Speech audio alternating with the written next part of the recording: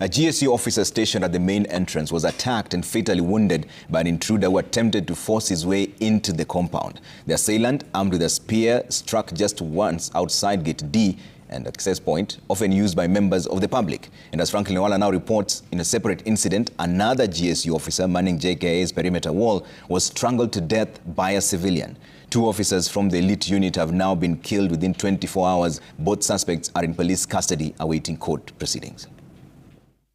At exactly 8:10 a.m., panic gripped the main entrance of State House, Nairobi, when this man forcefully attempted to gain entry into the heavily guarded compound. Efforts by GSU officers manning the gate to stop him were met with fierce resistance. The intruder, armed with a bow and arrows, retreated briefly before ducking behind a vehicle under routine security checks. In a flash, he pulled out a bow from a sack, took aim, and released an arrow, striking one of the officers in the chest. The officer collapsed as his colleagues scrambled to neutralize the threat. He was rushed to Kenyatta National Hospital, but doctors pronounced him dead on arrival.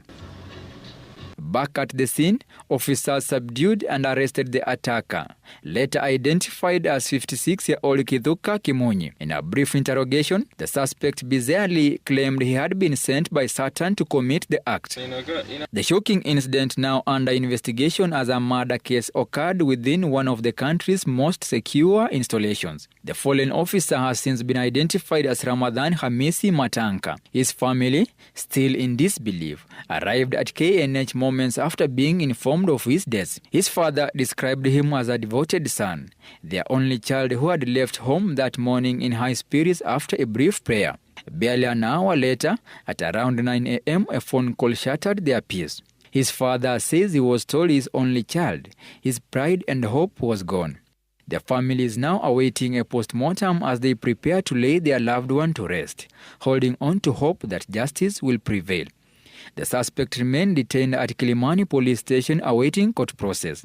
Meanwhile, in a separate incident, another GSU officer, Nation Katumo, who was manning a perimeter wall at JKIA, was strangled to death by a civilian. His killing brings to 2 the number of GSU officers slain by members of the public within just 24 hours. An unsettling reminder of the dangers faced by those guarding the nation's most critical